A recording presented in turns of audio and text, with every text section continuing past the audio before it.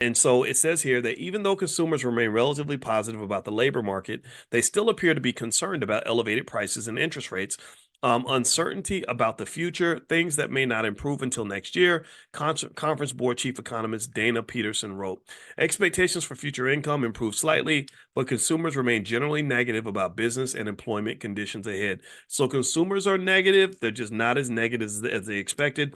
Why do they measure consumer confidence? They do that because confident consumers support the economy. Confident consumers buy things. Confident consumers make investments. Confident consumers are out in these streets doing things financially that keep the economy moving. The number one driver of America's economic strength right now is consumer spending. Consumers in America spend unlike anywhere on earth. So this is a double-edged sword. I don't believe you want to be a constant consumer. I think you should also be an investor and a saver and prepare for a rainy day.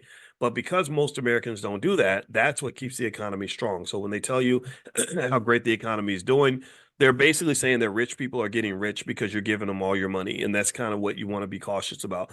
Also, job openings edged lower in June while hiring slumped. So job openings were a little bit lower in June while the hiring rate hit its highest level, excluding COVID impacted data in nearly 11 years. Okay, so they're hiring more people than they have in 11 years, but there are slightly less jobs available. Available total jobs is 8.18 million, a decrease from 8.23 million in May, according to the Labor Department's Job Openings and Labor Turnover Survey released Tuesday. Economists surveyed by Dow Jones have been looking for 8.1 million. The ratio of openings to unemployed workers is around 1.2 to 1. So there's 1.2 jobs available for every one person seeking work. While the openings number was little changed, the hiring level dropped. It tumbled by 314,000, taking the rate as a share of the workforce down to 3.4%.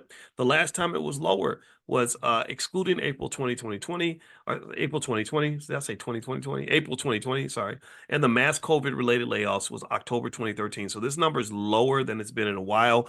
That's very concerning. So the hiring level is dropping. Companies, so we talked about consumer confidence, how confident consumers are to spend money, but we're not talking about corporate confidence. How confident are the CEOs for hiring? So what they're basically saying, which is interesting, very concerning to me, is that they're not feeling confident about the future. They don't feel safe enough to hire. Economics is like love. If people don't feel safe, then they don't trust. And when they don't trust, they don't make their move. If a man does not trust that a woman is interested in him, he may not make a move. He may not ask her out. If a woman does not trust that a man is a good person and that the relationship is going somewhere good, then she's not going to make a further investment in that relationship. Do you see? So economics is a relationship. When corporations don't have trust and they feel unsafe about the future, they don't make investments. They don't hire people. They don't spend on capex. They don't do the things that an investor might do. They kind of pull back a little bit, just like in a relationship. When you're not sure, you kind of pull back some. So what's happening is that we could be on the verge of a recession eventually because people are starting to pull back. So what the Fed is going to do is when they see that we're pulling back and the recession is happening, they're going to start pumping little injections of economic energy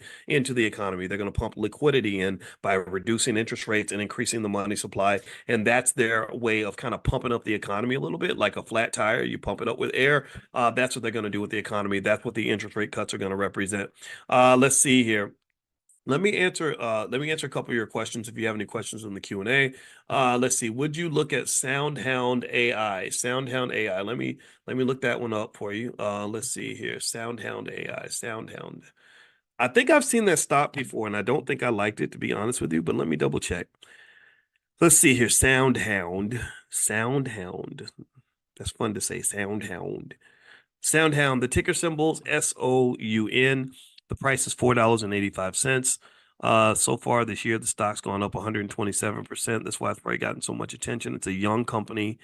The analysts like it. 83% of the analysts think it's a buy. That's a good sign.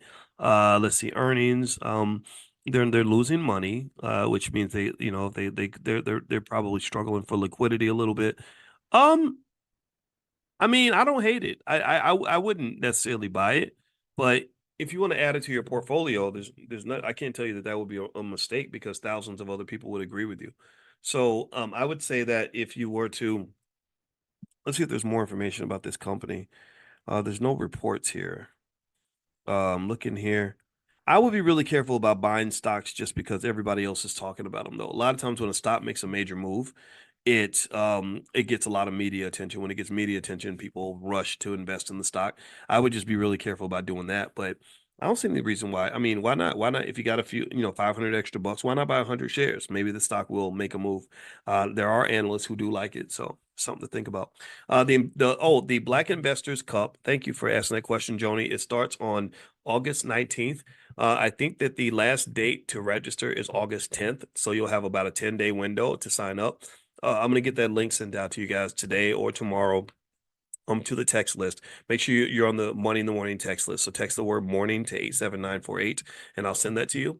Michael says, where should we start as beginners and how much should we invest? Well, one way to start as a beginner is if you go to theblackstockmarketprogram.com. There's 30 days for free that you can evaluate going to the program. It's been around about 7 or 8 years. It's very, very popular. It will take you from beginner to advanced investing. We have so much stuff that we cover in there. So you can feel free to take a look at that. Also, if you go to the drboycemethod.com, I did a Black Stock Market weekend that was very popular. A lot of people like that. So I broke down the Dr. Boyce Method, 11 steps to sort of picking the right stock for your portfolio. So feel free to go to the drboycemethod.com, the drboycemethod.com. That's a good place to start. The amount that you start with, there's no minimum in my view. Maybe $5 or something. That's the minimum, if you, I guess, but even less than that can be invested. I don't think you should think of investing as something that only rich people do or only educated people do. It's something that everybody should do because you're already doing it. You're already investing. You're just not investing money.